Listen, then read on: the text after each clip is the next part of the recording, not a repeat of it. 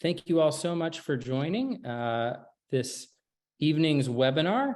My name is Andrew Gardner, and I am the project director of the Making Baptist History Public History Project, an initiative of the Baptist History and Heritage Society. And I'm joined with the Society's executive director. I guess you said, do I see it? Oh, excuse me, if you all could please mute yourselves as you join, that'd be great. I'm joined this evening with the Society's executive director, John Finley. And we are incredibly excited for this evening's event to be virtually hosted by the First Baptist Church of Greenville, South Carolina.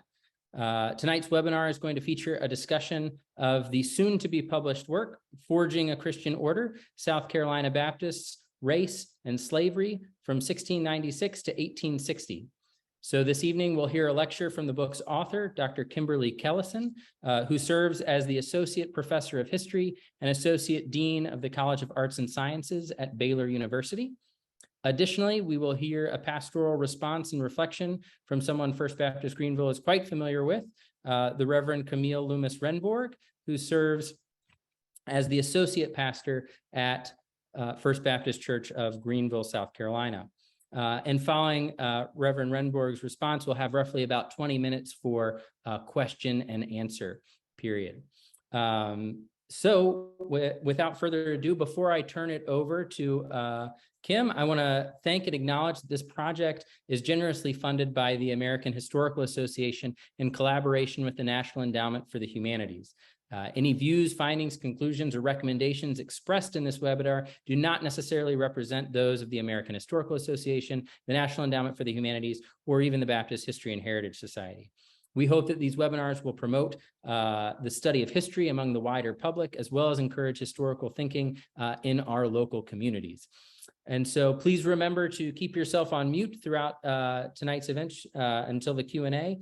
And with that, I will turn it over to Kim. Okay, I'm going to share my screen. How's that? Perfect. Great. Well, thank you a second time. It's wonderful to be with you tonight. And as Andrew said, I'm going to share a little bit about the book that's coming out, Forging a Christian Order, South Carolina Baptist, Race and Slavery, 1696 to 1860.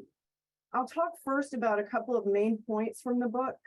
And then I'm going to look a little bit at the 1700s in South Carolina, but I'll primarily focus tonight on the 1800s. So just kind of giving you an overview. So some main points from the book. South Carolina Baptist growth, I argued, occurred in two different epicenters of the state. One in the upcountry, which this is a more recent map with different geographical regions that you're probably very familiar with, the upstate Midlands, Lowcountry PD.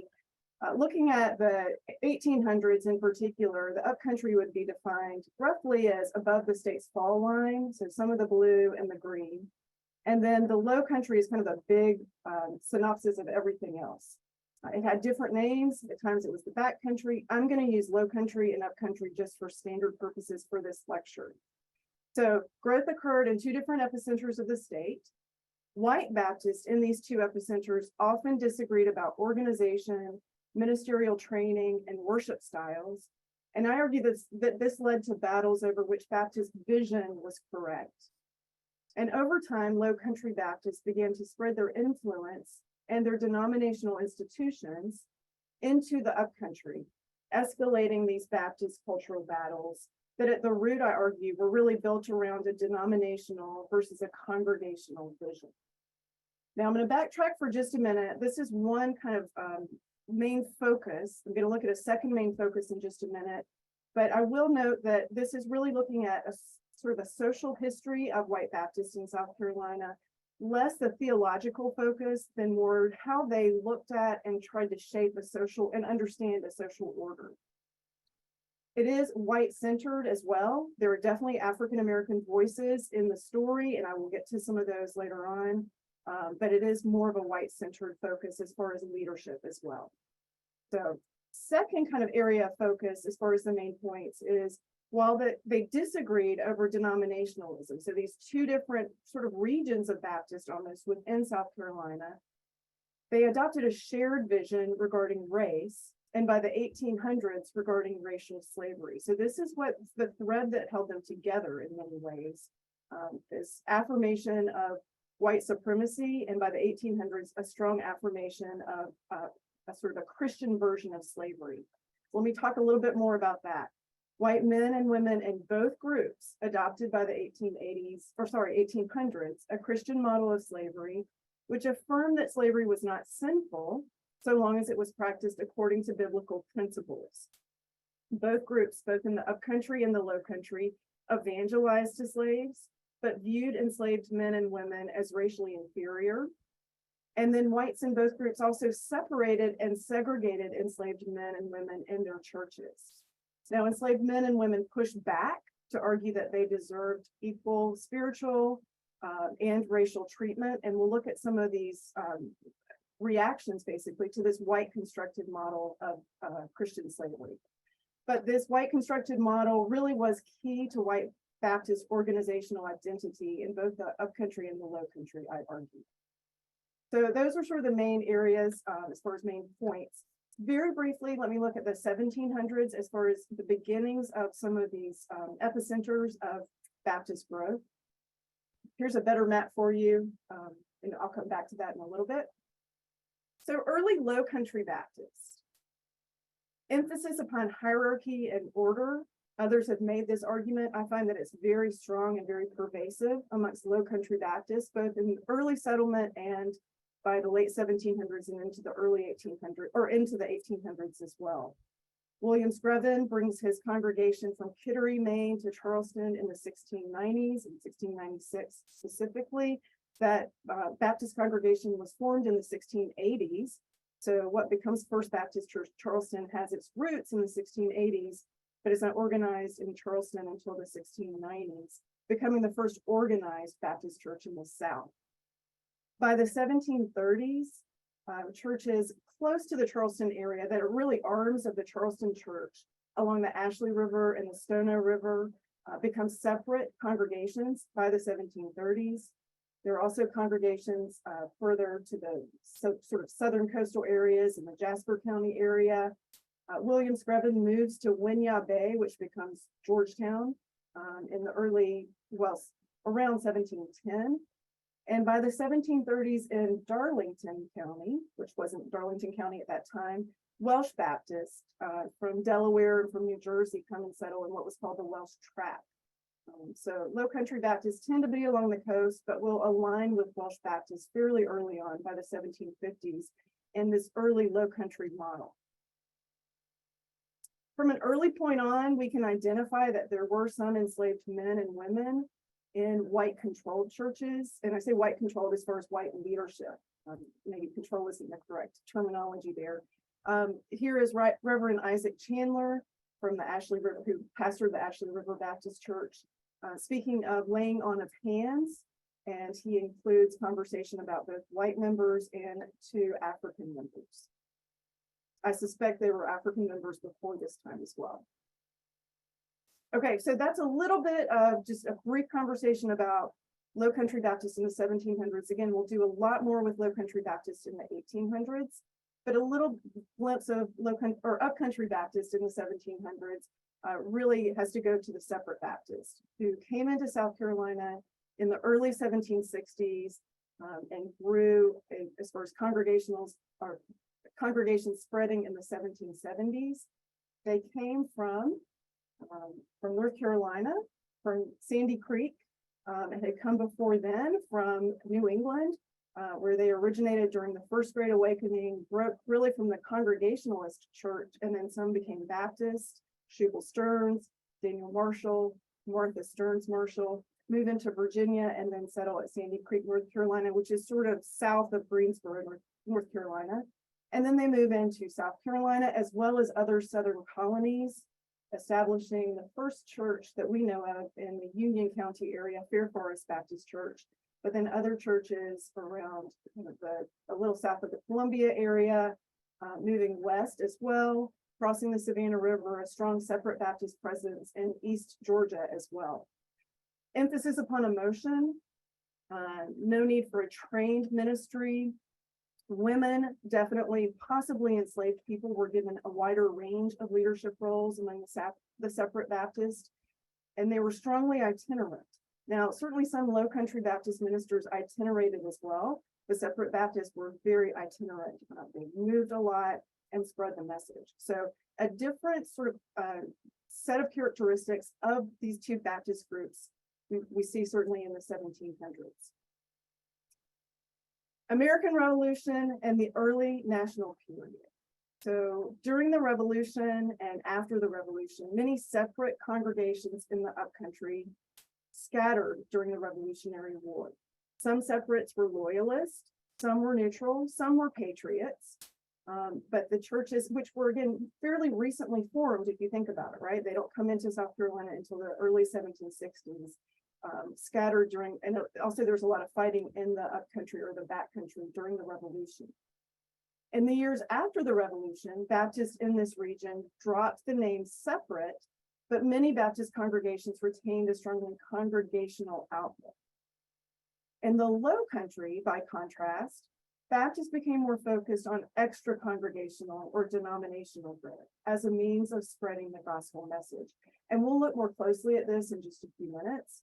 So the point is, after the Revolution, just as before, there were marked cultural differences between these two different groups of Baptists in these two regions. So I'm going to talk some about Richard Furman now and I argue strongly in the book that one cannot underestimate the impact and the instrumentality of Richard Furman. Some of the things that he espoused, or some of the ideas, the denominational growth that he espoused, it wasn't unique to Furman, but he was an incredibly strong leader. He must have been incredibly charismatic. So he helps really to advance some of these ideas in really pivotal ways. And so I'm going to talk a little bit about his history and then talk some about the denominational structure that he helps to advance. And as well, sort of partnering with this, the pro-slavery narrative that he also helps to advance. Furman was born in New York, and his parents moved to South Carolina when he was less than 1 year old. They settled first in the High Hills region, Sumter County, close to Statesburg, South Carolina. They're in Charleston some while he is an adolescent in the kind of surrounding locales, and moved back to High Hills when he's a teenager. He is converted by separate Baptist minister Joseph Reese, and as a late teenager, and soon begins to preach at High Hills Baptist Church, where he becomes ordained pastor of the church, formal pastor of the church in the early 1770s. So he is converted as a separate Baptist, but remember, he's lived in Charleston. He interacts with regular Baptists or those Charleston Baptists fairly easily, and actually begins to adopt a number of, really that Charleston vision early on. He becomes pastor of Charleston's First Baptist Church in 1787. Again, he's not the only person who will promote these ideas, but I think he advances them in this very, very bold and strong leader, way of a leader, I should say. So he supports using funds from churches to train Baptist ministers. His predecessor, Oliver Hart, had done the same thing. So again, this isn't unique, but it's very forceful. The Furman Academy and Theological Institution, formed in 1826, was named in his honor after his death. Okay, so the importance of ministerial training. Others shared that. Furman is a big mover of this. Let's take a look at this slide that comes after the slide I have now, and then I'll come back to this slide. Furman citing the need for a trained professional ministry. Ministers who have failed to obtain some share of education are not fitted to take that station in society. When entrance into the ministry is made so easy that any person with warm passions and apparent piety and little fluency of speech can easily get into the ministerial character and work just as he is, the consequences of these sentiments and their influence in practice is that in a very large proportion of our churches, our ministers have but little of the improvement which is to be obtained by rational means. Now, this is from 1820, but Furman believed this certainly in the late 1780s, the 1790s, and forward. Furman was also instrumental with many others, both Northern and Southern Baptists, in establishing a national Baptist organization to send missionaries throughout the world. This gets the prize for the longest name for a denomination, maybe. The General Missionary Convention of the Baptist Denomination in the United States of America, which was shortened to the Triennial Convention because it met every 3 years. It was formed in 1814, again, with Northern Baptist, so the first national Baptist denomination, basically. Furman served as its president until his death in 1825. So again, the idea is to send missionaries throughout the world. The importance of domestic missions and especially of foreign missions, very key to this denominational framework that Furman and others espouse.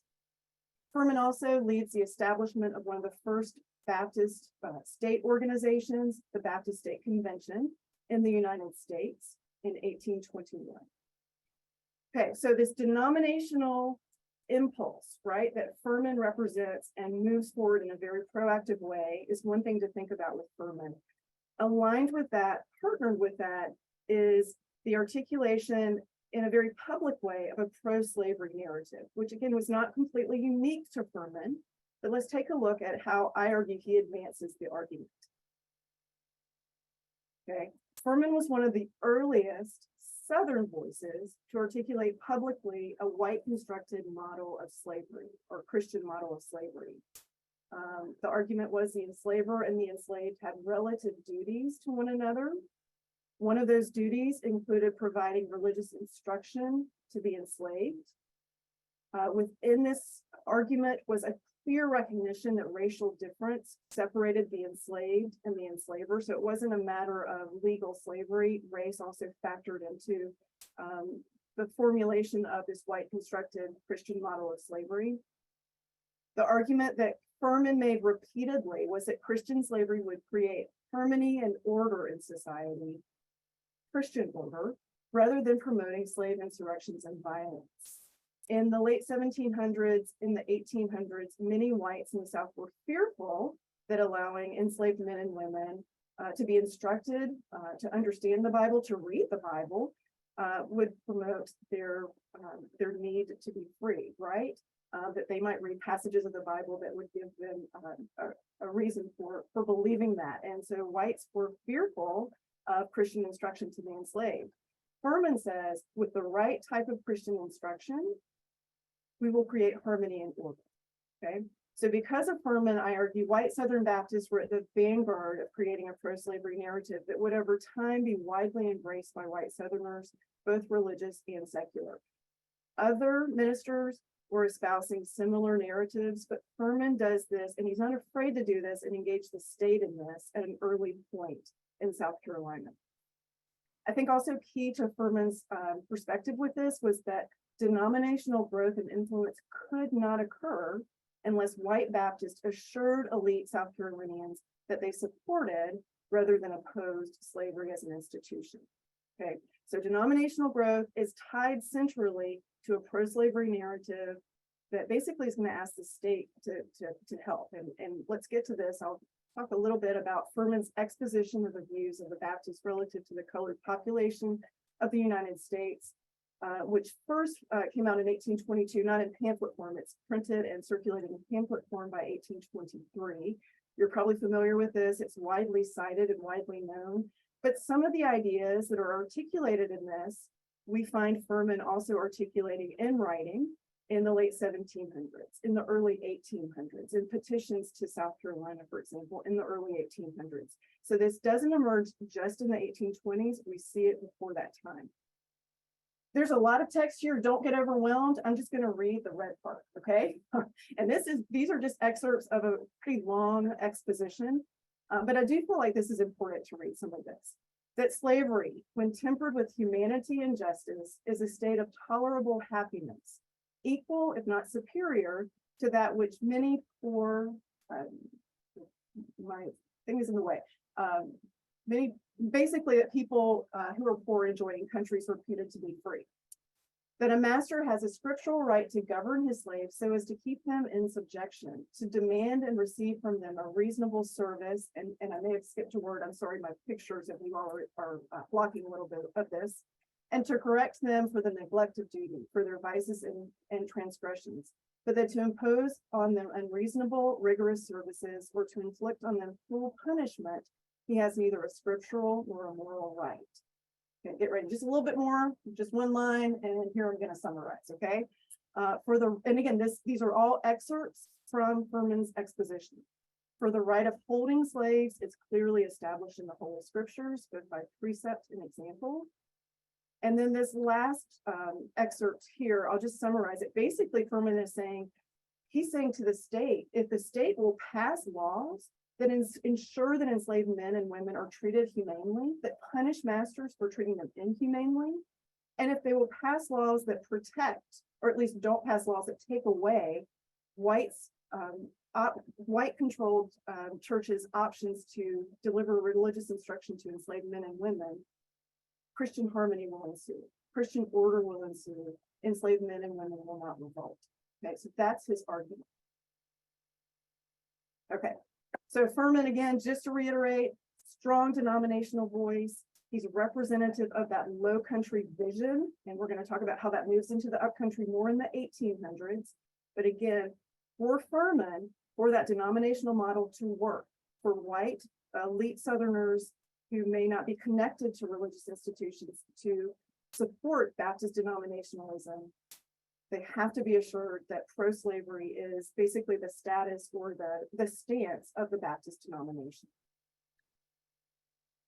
Furman dies in 1825. There is not one particular leader who takes his role in, but there are many who step in, and I would say one who comes closest to taking his role is one who you all would know, right?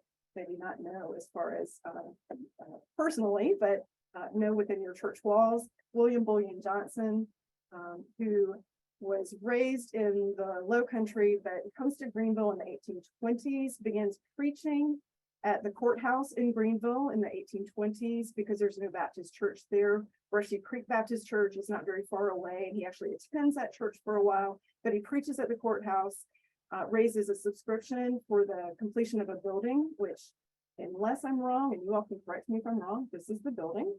And that is erected, and the church is formally organized in 1831. By that point, Johnson is actually a minister at Edgefield, but instrumental certainly in a strong connection to First Baptist Church Greenville. The reason I say that I think Johnson in some ways steps into Furman's role, at least in an organizational way, is he really does. He heads the state Baptist organization, and so close to his death, he serves some terms, at least one term, as president of the Triennial Convention, and we'll talk about his role with the Southern Baptist Convention in just a few minutes. Other leaders with this low country vision include Basil Manley Sr. Here's James C. Furman, who we'll talk about when we look at Furman University's establishment in Greenville in the 1850s. Here's Basil Manley Jr., who was instrumental, actually both of the Manleys were instrumental in discussions of the formation of what became Southern Seminary.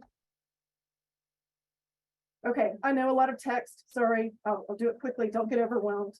But I wanted to point out that battle and consensus, so conflict and consensus, continues in the 1830s and 1840s.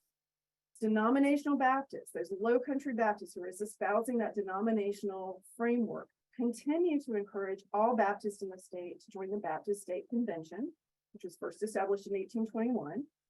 Many upcountry associations resist, including the Saluda Baptist Association, to which Greenville at that time, the church at that time belonged to that association. Most white Baptists, though, and most Baptist churches do not dispute slave ownership. And particularly, we see this happening after the 1830s. They take an even harder stance on pro-slavery Christianity because of the rise of abolitionism, of the immediate emphasis, or the emphasis upon the immediate abolition of slavery, the immediate freeing of slaves instead of a more gradualist approach. Abolitionism comes into the Baptist denomination and will evoke very strong reactions amongst South Carolina Baptists, white South Carolina Baptists, in both the upcountry and the low country.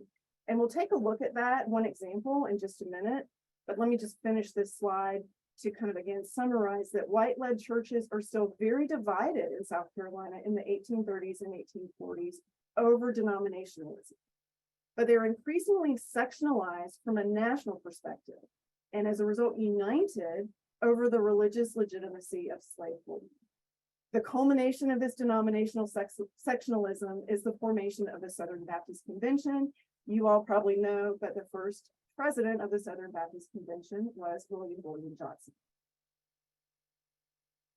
Okay, a little bit, I'm just going to read the red excerpts or the maroon excerpts. Bethel Baptist Association was an upcountry Baptist association. It started out as very large, and then different associations were carved out of it. The members of this association have observed with great regret the fanatical and unchristian doctrines which have been advanced in certain portions of these states.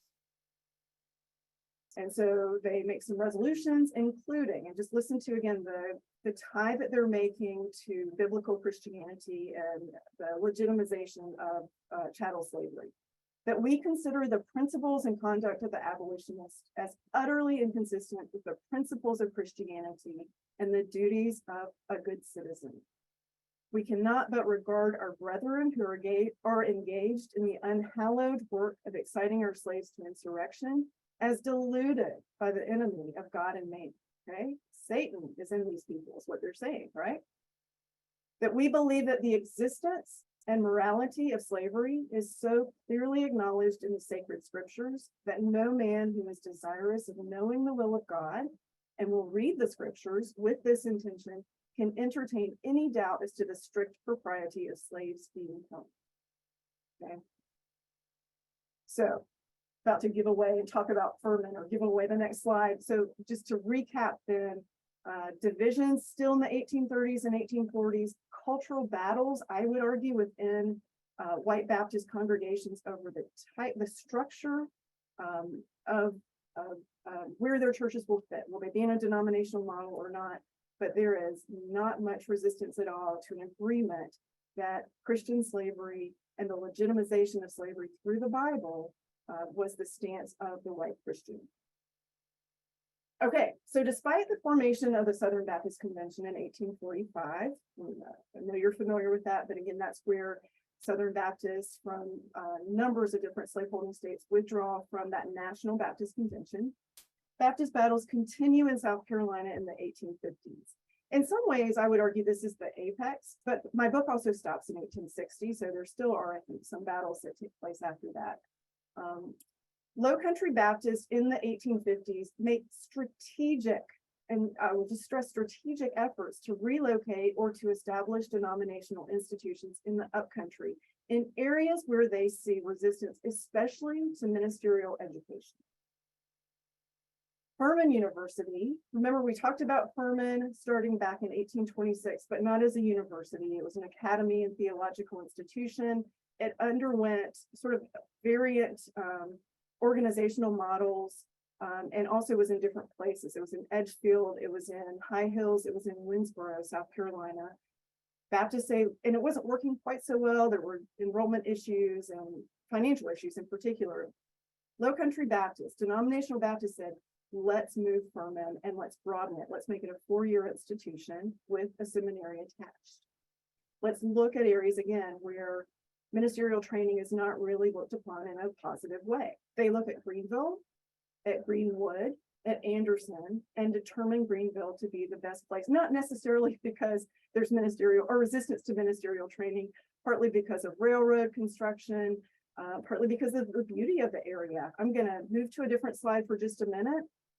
This is James C. Furman's, one of his quotes from the early 1850s, and I hope I can read part of it.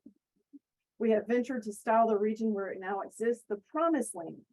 In this lovely region stands the town of Greenville, where the gentle undulation of the surface and the graceful flow of its river and the blue line of the mountain in the horizon justify the appropriateness of a name which blends the ideas of the beauty of spring and the quietness of a rural retreat. And remember that railroad is just, well, the railroad's just coming through there. Greenville will change pretty dramatically in the post-war years and not be quite such a rural retreat, really urbanized. Furman University stood in line to be the Acropolis of Greenville and a school for the prophets if Baptists could maintain its operations, claimed Furman. So we have Furman University opening its doors in 1851. Denominational Baptists also established Greenville Baptist Female College in 1854 in Greenville, obviously. And then discussion about a Southern seminary had been, it can be traced back really to the 1830s with Basil Manley Sr. Conversations had continued sort of in fits and starts at different periods up until the 1850s, when there was much more serious conversation amongst white Baptist Southerners from different Southern states. And this culminates in the formation of Southern Baptist Theological Seminary in 1859, which uses the old Baptist Church, Greenville Baptist Church, because Greenville Baptist Church members have moved to a new church. And I'll show you a picture of that in just a minute. So think about this real relocation, right? This low country vision, low country denominational proponents were not just in Charleston by this point in time, but if you think about it, real leadership is moving into the upcountry in really strategic ways, and real centralized leadership with Furman University and with Southern Seminary and Greenville Baptist Female College. But that when the female leadership, I think, was marginalized in many ways at this point in time. Okay, changes to Greenville Baptist Church in the 1850s. Even as Furman University was being created, again, Furman was enlarged to a four-year institution and moved to Greenville. The Baptist Church was starting to have too many members for the size of the building. And so they were already talking about in the early 1850s building a new building. And you all can certainly talk into this. The new building was, I think, dedicated in 1858, late 1850s. And then you all moved into the new building, I believe, in the 1970s or 1980s, but I'll invite that conversation when we get to the Q&A period. Okay, so remember, denominational Baptists strategizing, right? Trying to advance into the upcountry to get this unified denominational buy-in. They don't achieve full dominance and influence in the upcountry. They, I think, get close to it. There's a much more unified denominational presence, but it's not unified in full. And we have a great example of this with Brushy Creek Baptist Church, a letter from 1863 penned by James C. Furman that addresses concerns from his congregation about three particular areas. One, his vocal leadership of secession. Two, this is 1863, the war has started in 1861. So this is the middle of the war. So real concern about the war keeping on going, and Furman was very vocal with secession. Two, his quiet preaching delivery, which was not emotional enough. Quiet preaching delivery. Okay, problem as far as I think the style that Brushy Creek Baptist had been used to, not emotional enough, but it was also quiet. Think about it. Hearing aids, 1860s? No, right? But really, I think this speaks to, again, ministerial training and leadership style, and his support for professional ministerial education. They also objected to this. And we don't have the letter, or we don't have documentation that I know of from the church voicing that concern. We have Furman's response to those concerns, which he's pretty elaborate in his response to. He resigned from the church in 1864, so he kept preaching in the fall of 1863. Some surmise that he did not actually deliver this letter to the church. And again, you all may know more and can speak more into that. Okay, so I'm going to switch gears in the last about 10 minutes of this conversation, or my presentation, to talk a little bit about enslaved Baptists. Again, I have threads of enslaved Baptist voices. It's not as full as I would hope, but I hope to show at least how Baptist members who were enslaved men and women, both through kind of, I think, a spiritual focus and just a human focus, asserted agency within churches. Judy, Big Creek Baptist Church, Anderson County, 1823. Judy publicly charged her master and mistress with not giving her enough to eat, and noted that she had backers in the church. So there were people in the church, white people is what she meant, white members, who recognized that her master and mistress were not following that, quote, Christian model of slavery, right? Her enslaver, Brother Johnson, stated that if he had hurt any of his brother's feelings by whipping his servant or by other actions, he is sorry for it. Sister Johnson also apologized to the church for saying that they would sell Judy and that it would not be to her satisfaction, i.e. they would sell her to someone who might treat her more poorly. Okay, so this is Judy actually taking advantage of the white constructed model of slavery, using the church as her platform to say, you're not treating me the way that basically you're purporting, or the church is purporting that I should be treated. Agency, here's one example of agency. Here's another, Brushy Creek Baptist Church, Greenville County. October 1836, Sister Ross sent a letter to the church for her colored boy Anderson, who was excommunicated, stating that he was not satisfied to remain out of the church. Anderson attended the following meeting where he refused to concede to wrongdoing, stating that he, Anderson, was willing to forgive the white sister who accused him. Now, whites did not restore him to fellowship, but think about what Anderson is doing. He's saying, I'm a member of this church. I am a spiritual member of this church and a physical member of this church, and I'm asserting the fact that I did no wrongdoing. Think also the fact that whites did not restore him, possibly because of the racial divide that they recognized. Harry, Salem Church, and we just have, I think, 2 or 3 more of these, and then I'll wrap this up. Salem Church placed here, and this is Edgefield County. Salem Church placed Harry, an enslaved member, under censure in 1830. Harry and a white man, Albert McCarty, agreed to work for another church member for 3 days in exchange for a shirt for each man. The white church member's daughters had made a shirt for each man. The better made shirt had been marked for the white man, for Albert McCarty. Harry switched the shirts so that McCarty received the lesser made shirt originally intended for Harry. The church asked Harry, did you knowingly take Albert McCarty's shirt in place of your own?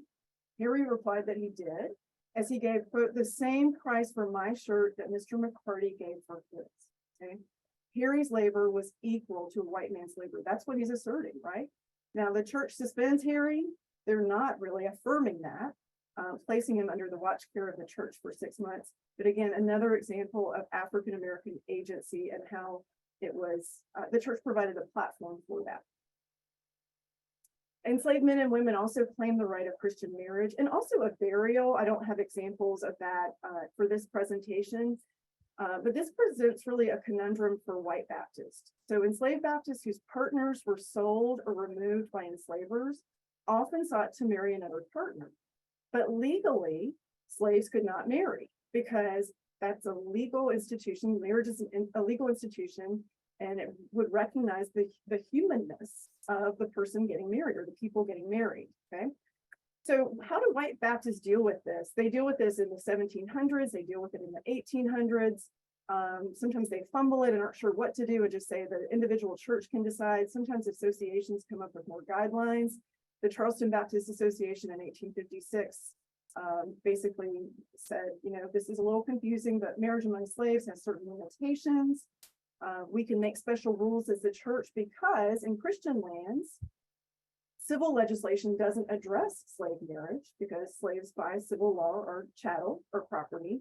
So this is left to the legislation of the churches. What we see a number of associations doing is basically creating their own framework, saying valid matrimony. Here's an example from Bethel Association in 1845. Valid matrimony of slaves was defined as mutual, voluntary cohabitation of a man and a woman as husband and wife.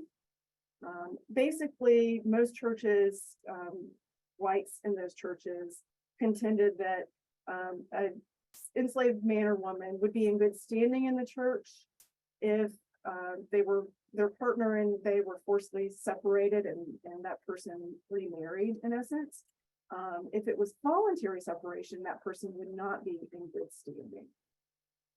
And let me give you an example of voluntary separation. Minutes of Greenville Baptist Church. In January of 1844, Dick brought a charge of adultery against his wife. After hearing a statement in the defense of his wife, the vote was taken to exclude the wife from the fellowship of the church because it seemed here that the wife and Dick and the wife were not forcibly separated by the master or the enslaver or the enslavers, and that Mary simply took another husband. So lots of layers of conversation about this, basically. Okay, so I'm going to leave you with 2 slides with 3 minutes left. So hopefully I am following my time guidance in the right way. 2 slides with some questions, basically. What was the fate of the white constructed Christian model of slavery? Now, certainly the Civil War and the 13th Amendment, formally abolishing slavery, in some ways very clearly established the fate of the white constructed Christian model of slavery, right? Slavery was abolished formally in the United States by the 13th Amendment. African Americans left biracial Baptist churches. In Greenville, they formed their own church in 1867. We see the same pattern happening in many churches, white controlled churches for African Americans, formed independent congregations throughout the 1860s and into the 1870s. But did the sort of foundation of the white constructed Christian model of slavery remain? And I would argue that foundation was paternalism, right? It was a racially constructed model where whites felt that they were superior to African Americans. And so paternalism, this Christian model, caring for enslaved men and women, caring for African Americans, was what the best way basically to guide African Americans. Did that remain? Absolutely, right? We certainly see it in a white church, but legislation and practices in the late 1800s in responses to lynchings, which were very few and far between, basically in affirmation of a Jim Crow South. Sadly, I think we still see that today, both in churches, in some churches, and certainly in America itself. So that racial paternalism is still there, which I would argue undergirded the white Christian model of slavery. One question just to pose to you, there's not an answer to it, and some of you may not like kind of this counterfactual, well, what if question, but what if Furman and others had not promulgated a white construction of Christian slavery at the time when it happened, right? Furman is doing this in the late 1700s, early 1800s, into the 1820s. By the 1830s, it becomes much more widespread. What if Furman had said, well, you know what, the Bible's sort of unclear. It does tell us that Christian slavery could be sanctified, but we also see parts of the Bible where it seems that freedom might be the better choice, right? And maybe we let the individual congregations make that decision. Would white racism have been sanctified in the pre-war South in the same way? When we get to the Civil War, this sort of sanctification of slavery really drives the secession arguments, for example. So that what if, again, we could play with that. It's something to think about. And then my last question is, did Baptist denominationalism work in the long run? So what is the long-lasting impact of the denominational model in South Carolina? I think there are definitely some major positives, the emphasis upon education, the impact of Furman University and many other institutions as well that have a Baptist connection. Even though the Southern Baptist Convention, not all churches, including your churches, are members of the Southern Baptist Convention at this point in time, did a denominational model, be it a different model, maybe not the SBC, does that have a positive impact? Does that help to lobby for things to help others, for example, to bring the gospel message to others? Could it have a negative impact depending upon what one is lobbying for?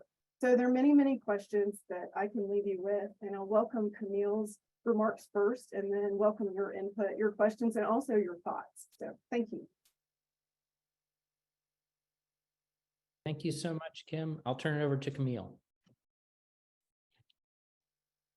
Thank you, Dr. Kellison and Andrew, for the invitation to speak and to participate in this wonderful forum. Again, I'm Reverend Camille. I am the Minister of Spiritual Formation and Outreach at First Baptist Greenville in Greenville, South Carolina. So I am learning as I come to know more about this church and through this job, just what kind of long legacy I find myself in, not only as a member of the First Baptist Greenville staff, but as the Minister of Spiritual Education and continuing the complex legacy of what the purpose of Christian education is and what we do when we talk about educating each other in the name of Christ. So I'd like to begin by reminding us and assuring us that it is good and it is proper for Christians to recall the past. This is not a statement that everyone in the Christian family would affirm, but I think it's true that it is good and proper for Christians to recall the past. Because what is our religion if not the practice of recalling cataclysmic events that happened in the past? For example, the birth, life, and death of Jesus is no longer front page news, but it is essential as a past action and how we shape our faith today. The grammar nerds among us might call this the present perfect effect of Christian identity, but I would argue that the essence of our Christian identity is to recall the past and to see how past events still influence our life and our faith today. While it is good for us to recall the past, it can be painful for Christians to recall our past. The road to 2023 is not paved in gold, especially in Christian history.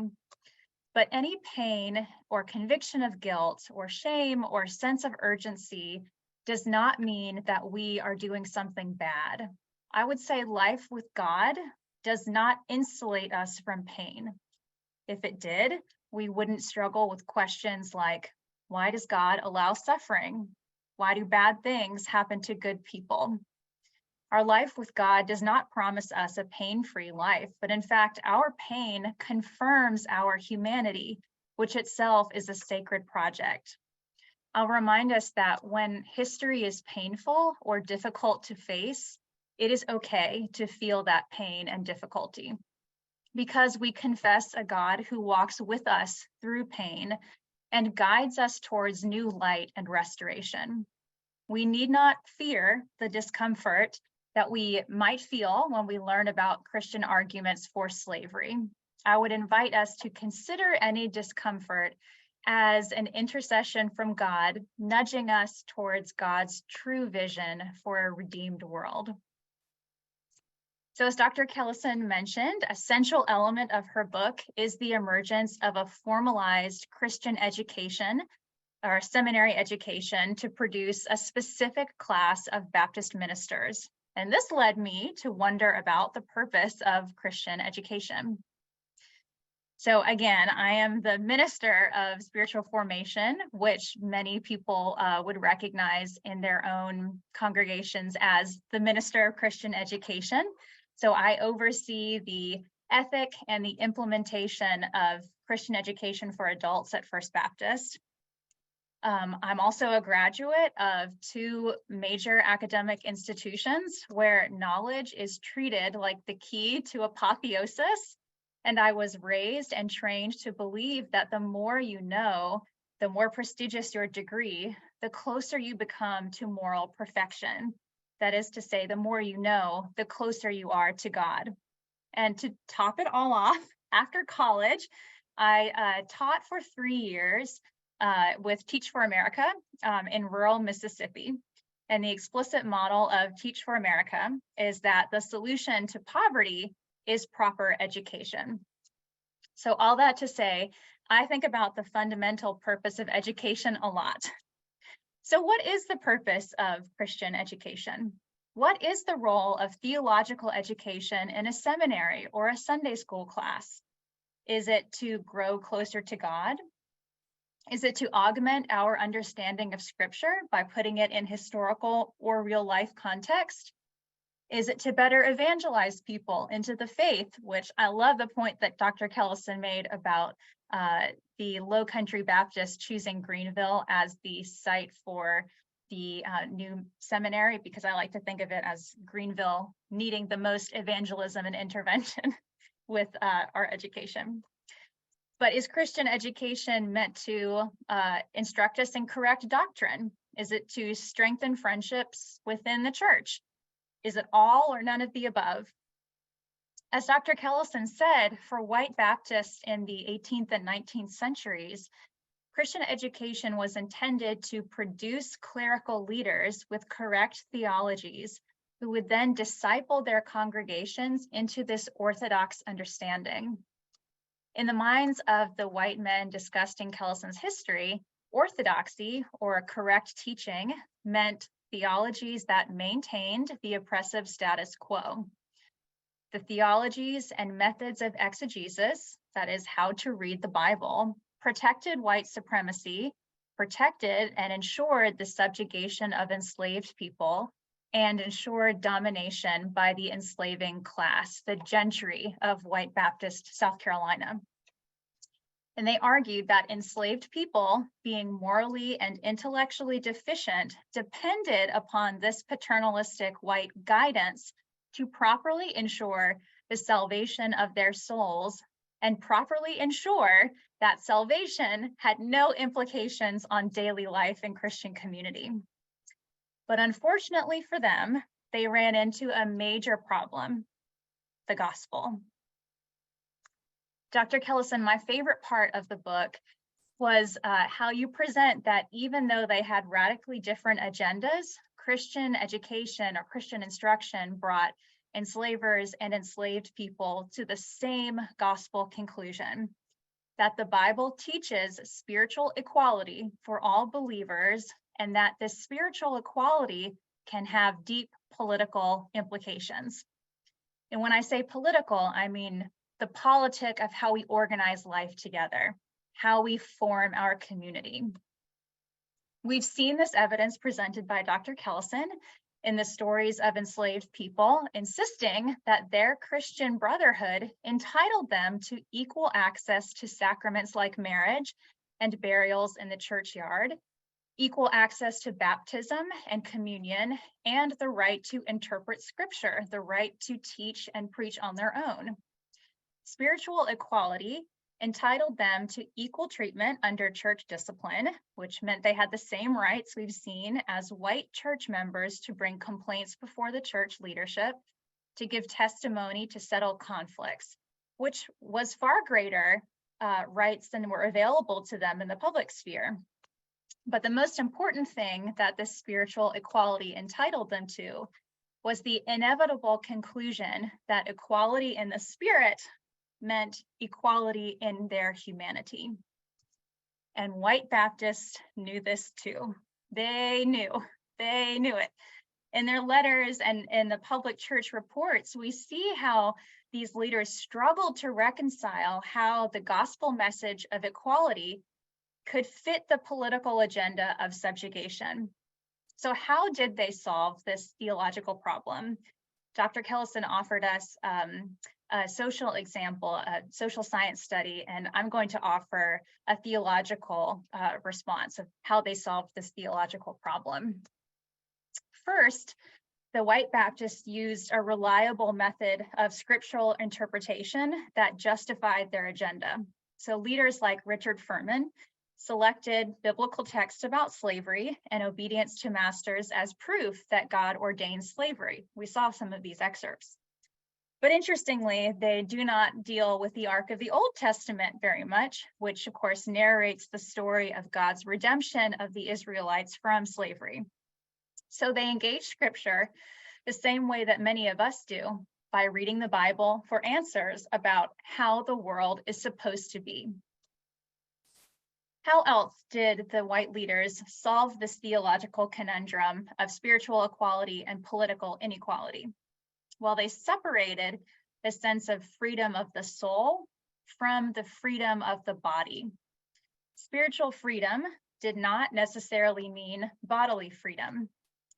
The spirit was disconnected from the body, and influence upon one half did not necessarily influence the other half. This bifurcation of a person, one half spirit, one half human, is technically a heresy that goes back all the way to the debates of the early church. However, we see echoes of this separation between body and spirit all through our contemporary church language. Even the term personal salvation doesn't usually mean the redemption of my whole person, my whole body. It often means my soul will get on the fast track to heaven, but I'm not really sure what this means for my life on earth until I die. We tend to forget that a community comprises many persons, and if many persons experience personal salvation, the community should be transformed through collective change. And finally, white Baptists solved this theological problem of gospel equality and political inequality through a spiritual model based on fear. Dr. Kellison reminds us that the immediate fear of white enslavers was the fear of physical violence from slave uprisings, particularly in the Low Country where plantations were more populous. At the heart of this need to control other people and other bodies for one's own financial and political gain, I believe, is a theology of scarcity. If you have more, then I have less. There is a finite source of life and security, and I need to ensure my survival by taking as much as I can from others. I believe the attraction to racial domination depends upon seeing God's created world as one of possession rather than gift. White Baptist leaders felt called to order God's kingdom in a way that maintained white control. But this assessment of God's kingdom is only possible if you view the world as a finite resource to be controlled. It is based upon a fear that God does not gift God's creation with abundance for all people. I see this fear echoed in contemporary language of replacement theory, which is the conspiracy theory expounded primarily by white people in various Western countries, that people of color seek to replace the white race by immigration and an increased birth rate. And replacement theorists fear that people of color are colluding to seize finite power and finite resources that rightly belong to white people. So you can see how the threads of and implications of a divine worldview from the 1800s persist, I think, in our dialogues today. Now, at this point, I'm going to turn the arrow inward and invite all church leaders and church congregants into a moment of self-reflection. But do not be afraid. Jesus said, you can do this. And by the way, I'm speaking on behalf of just myself, not on behalf of the First Baptist Church. This is me speaking in my own personal capacity.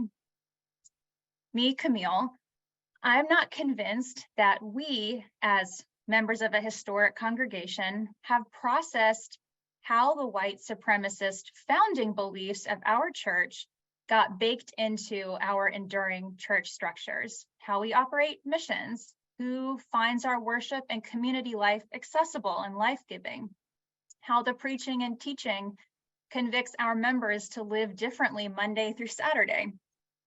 To my knowledge, which is limited, I think our church has more self-reflection and self-inventory to perform on how we can shift the legacies of enslavement into legacies of liberation. But the hope that this is possible and even probable is what keeps me excited about ministry and in love with this congregation. White Baptists, particularly white Baptists in the Southeast, and even more particularly, white Baptists belonging to a large institutional church in the Southeast, must be proactive and evaluate how we relate to our communities. What relationships do we build across lines of difference within our congregation? What real relationships do we build outside our church membership? What does mission service mean to our church? How do we engage in mission work? Through financial contributions, charity services, partnerships with other churches? Who educates the church on community priorities? From whom do we take direction, and from whom do we seek leadership? I think our congregation is only at the beginning of reevaluating and reshaping how our church relates to Black leadership in Greenville and how we can be participants rather than directors of justice. And I'd like to lift up the modern Furman University at this point. I only know a smidgen about the private and public work that Furman has done to unobscure the legacy of Richard Furman and the histories with slavery. And I'm sure, based on the names I saw, that there's someone in attendance who can speak more to Furman's recent efforts to educate the community about Furman's connections with slavery. And I hope that will come up in the Q&A session, because my understanding is that there's been a marked change in the past few years of how the school has addressed its history. So at this point, I'd like to turn the conversation back to Dr. Kellison. And Dr. Kellison, in light of all that you've studied and written, I would wonder, how has your research of 18th and 19th century Baptist life influenced how you perceive contemporary Baptist life? How has what you studied in the formation of Baptist life influenced how you understand modern Baptist life in America? Thank you, Camille, so much for your remarks, which are deeply appreciated.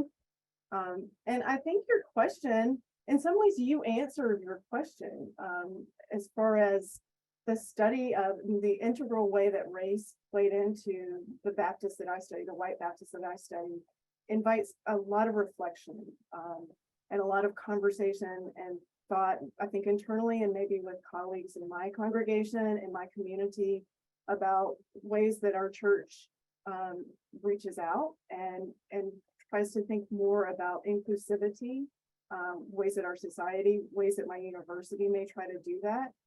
But I think deep reflection and continued reflection is probably the answer to that. What do you wish all Americans knew about our religious history? That there's deep variety. So, you know, in some ways, the picture of white Baptist, even within that, there's certainly not uniformity in South Carolina, but deep variety, and maybe that's what draws us to the Baptist tradition, right? That there is that the possibility of the freedom of the community, the autonomy of the community. So I think I would go with the variety part.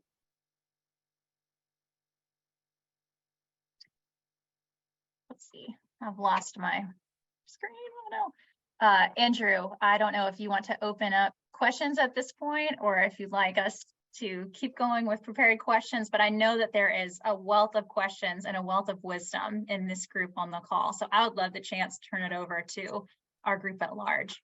Yes, I think that would be great. It was a wonderful lecture and great reflection. And thank you for kicking off Q&A. I would request that if you have a question, you can use the reactions to raise your hand, and I can call on you to offer up a question for Dr. Kellison or Reverend Rehnborg.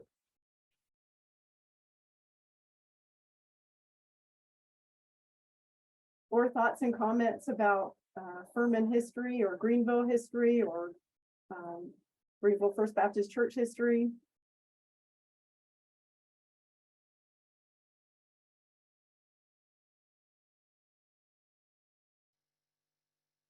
No need to be shy.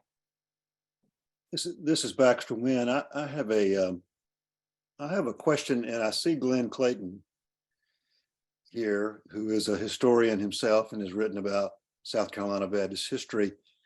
Glenn, I know you'll correct me if I'm wrong about this. It seems like, can you hear me okay? Yes. We can. It seems like I remember reading somewhere that Richard Furman initially struggled with slavery, had some serious questions about that. Not that he was necessarily, that he came out opposed to it, but that he really struggled with that. And then something happened, or somebody got to him, or landowners changed his mind on that. And then he went all in theologically and biblically in support of slavery. Does that ring any bell to you, Glenn, or anyone else that may have studied this? Dr. Kellison. Oh, Dr. Kellison, you're on mute.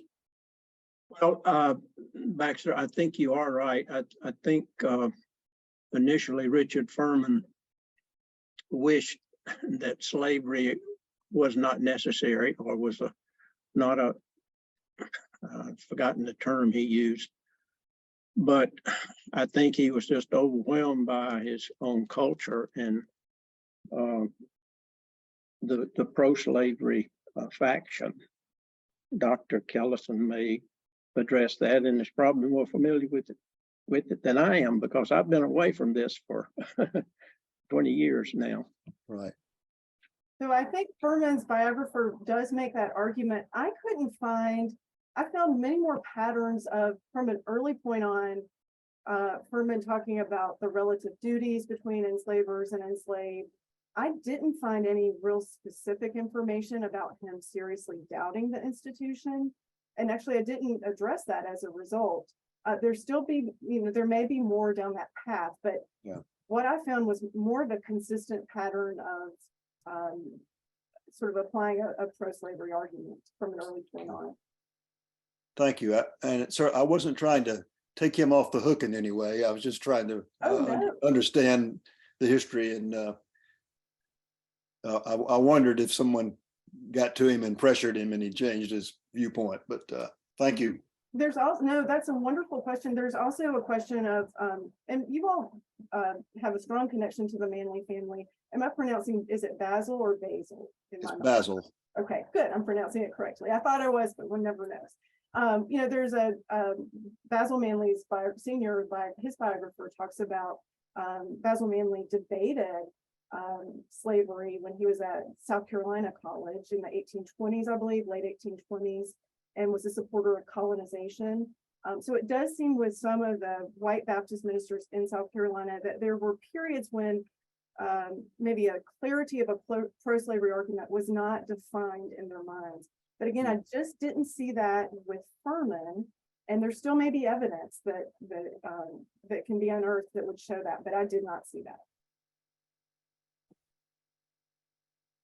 I see a hand with Steve. Kim, in your presentation, toward the end of it, you raised the question of whether denominationalism played a positive role historically. And I guess I claim no knowledge of these things, but I guess my long understanding has been that for Southern Baptists, creation of the so-called cooperative program played an important role early on. And so can you say a little bit about that and the mission in the early history of it? Can you say anything about what kinds of, some of us, when we think of missions, we tend to think primarily of foreign missions, but I'm thinking at that time, that may not have been so much the focus of cooperative program mission activity, but I don't claim to know. So can you say anything about all of that? Sure. So are you talking about during the time period I'm looking at, or sort of what emanates down the road as far as like CBF and that type of thing? I wish I knew which of those time periods, because well, no, I'm not talking about CBF. I'm talking about more SBC, but what role I don't even know exactly when the cooperative program came into existence. And so, so the support of mission activities and the connection between that and denominationalism is what I'm trying to get some sense of. Got it. Well, my reading of it, really the impulse was sort of this foreign mission focus. The Judsons, there were other denominations who were also supporting sort of the outreach or foreign missions outreach in the really late 1700s, but especially early 1800s. Richard Furman speaks about it well before 1814, for example. And so the idea is sort of this global focus, India in particular, sending missionaries overseas. And I think it really is a spiritual focus there. At domestic missions, there is in South Carolina, there are missions to Native Americans, to the Catawba Indians in the early 1800s. There's a school set up. There are financial issues with that. So that's the domestic mission focus would be some Native American outreach.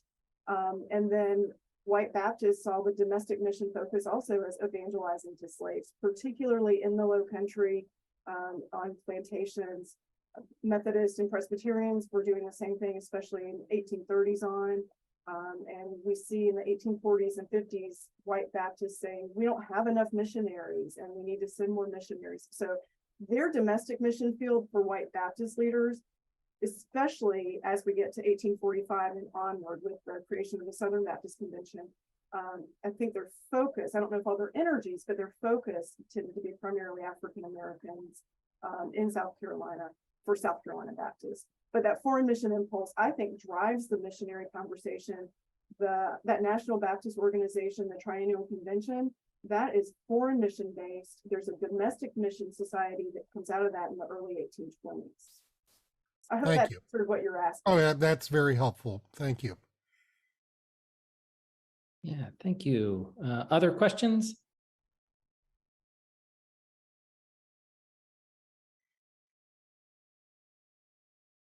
One way that's always helpful for me to visualize this idea of a collective congregation that's biracial yet still segregated is to think about church architecture itself. And Dr. Kellison, you talk about this in the book, but we didn't get a taste of it in the presentation, that when we think about the ways that historical from the early 1800s church architecture developed in this neoclassical design with downtown churches, how do we see the seating arrangements in most of the sanctuaries? We have the platform with the baptistry, you have the row of seats on the floor, and then above you have a balcony, which was where enslaved church members or free Black church members would sit during worship.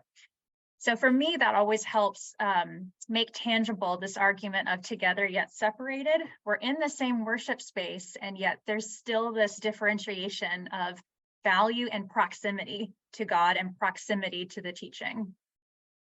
Absolutely. And I think that spatial emphasis, that's one thing that I found that really connected both that upcountry tradition and the low country one. In some ways, there are variances, of course. In the low country, again, and I didn't speak to this, Camille, you did. You know, there's a majority of the population is enslaved, primarily African, some Native Americans, as early as 1708. So, and you all in South Carolina may know this well, but so early on in the Low Country, there were African Americans who were preached to on plantations. Sometimes they would come in, for example, in the Charleston church, they would come sometimes once a month or maybe once a quarter to the white church. There was a balcony there and some would sit there as well. But so that spatial difference in the Low Country, we don't see it quite as much in the Upcountry until plantation agriculture and enslavement, or larger numbers of enslavement and women get there in the later antebellum period, when there is more separation, physical separation of congregations. So African Americans in Edgefield, for example, in Greenville, your church minutes, they're examples of African Americans holding separate services, always with white oversight, right?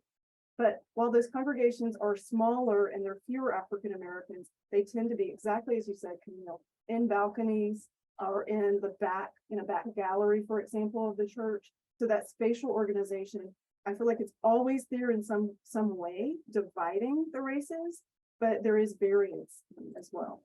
Mm-hmm. Thank you. Brushy Creek, for example, the example I gave there, it's a smaller congregation. So, you know, is that sense of egalitarianism, does that move away from the spiritual side to a more at least relational side at times? I think you do find that sometimes, but race is, I think, always a defining divider as well. Yeah, thank you for that. I think we have a question with Mary Frances.